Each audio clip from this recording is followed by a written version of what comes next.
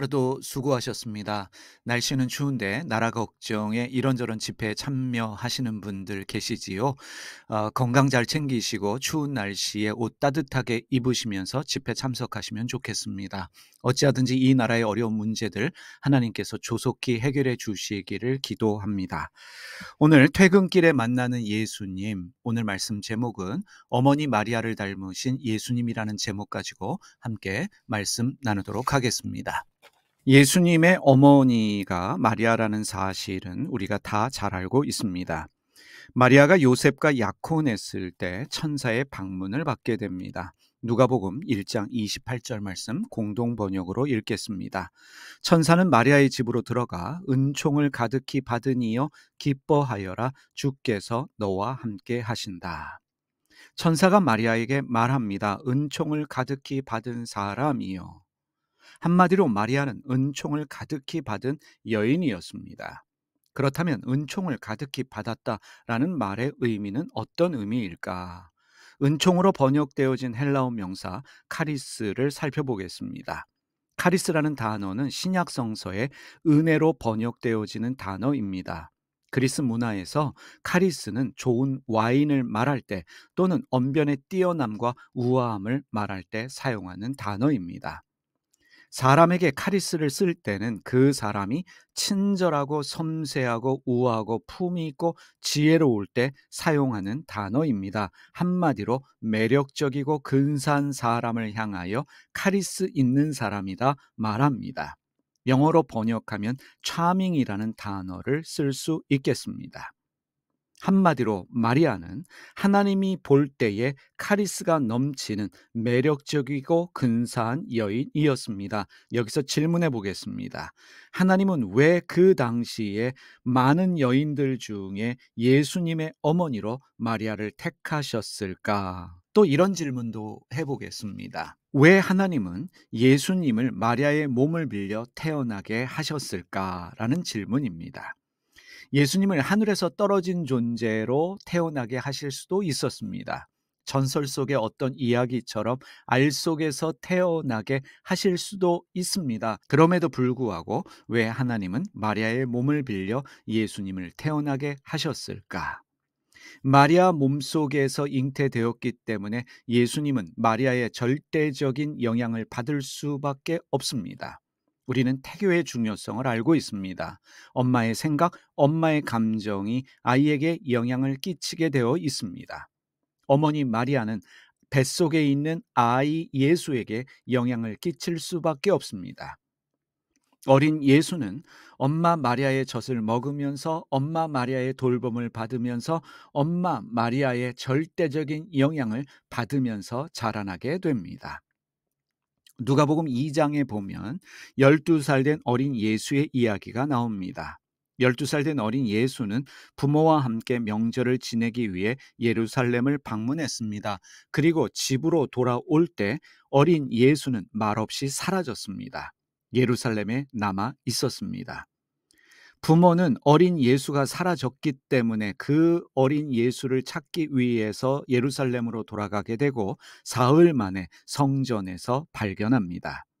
그런데 어린 예수가 성전에서 무엇을 하고 있었습니까? 선생들과 토론 중이었고 사람들은 어린 예수의 지혜와 대답을 놀랍게 여겼습니다. 누가복음 2장 47절 말씀입니다. 듣는 자가 다 그 지혜와 대답을 놀랍게 여기더라. 사람들이 예수의 언변의 뛰어남과 우아함을 놀랍게 여겼습니다. 이미 서두에 말씀드렸습니다. 카리스라는 단어가 어떤 의미입니까? 언변의 뛰어남과 우아함을 말할 때 카리스라는 단어를 사용한다 말씀드렸습니다. 예수의 언변의 뛰어남, 우아함, 누구를 닮은 것입니까? 마리아를 닮은 것입니다. 예수의 어머니 마리아는 카리스가 가득한 여인이었습니다. 그러한 어머니의 카리스를 아들 예수도 닮아 있었습니다. 어린 예수는 집으로 돌아왔습니다. 그리고 어떻게 자랐습니까? 누가복음 2장 52절 말씀 보겠습니다.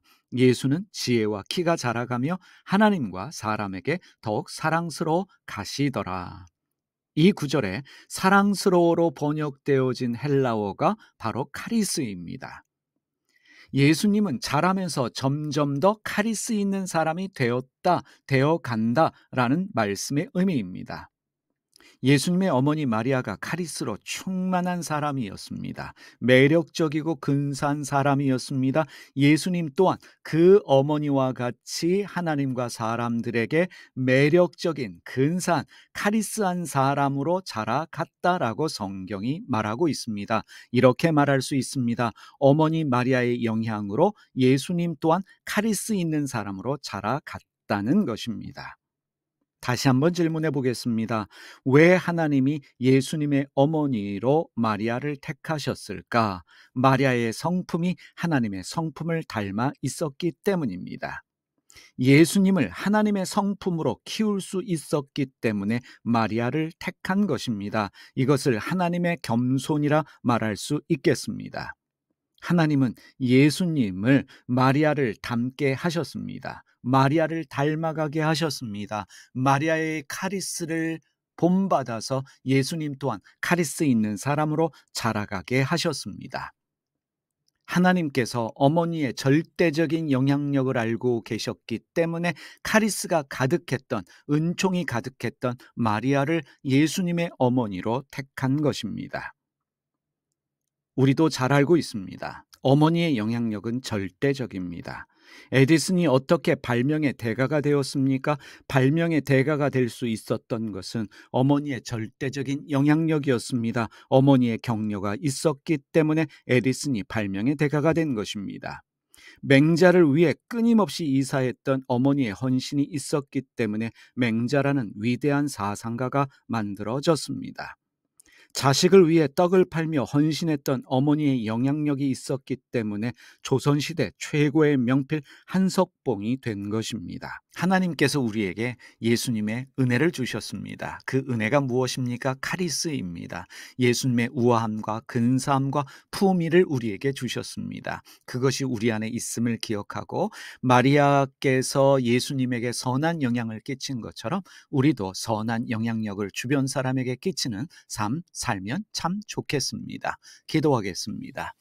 우리에게 예수님의 카리스가 있음을 믿습니다. 예수님의 근사함, 우아함이 저희에게 있는 줄 믿사오니 저희에게 주신 그 카리스가 다른 사람에게 선한 영향력이 되게 하여 주시옵소서. 날마다 예수님을 닮아가는 성품이 저희에게 드러나게 하시고 그 성품이 주변 사람들에게 행복과 기쁨이 되게 하여 주시옵소서. 예수님의 이름으로 기도드립니다. 아멘. 하늘에 계신 우리 아버지가 어떤 분인지를 저희에게 보여주시옵소서. 세상을 바로잡아 주시고 아버지의 뜻이 하늘에서와 같이 땅에서도 이루어지게 하소서. 오늘 저희에게 일용할 양식을 주시고 저희에게 빚진 사람들의 빚을 탕감하여 준 것 같이 저희 빚을 탕감하여 주시옵소서. 저희를 유혹에 빠지지 않게 하시고 나쁜 일을 당하지 않게 하소서. 아멘.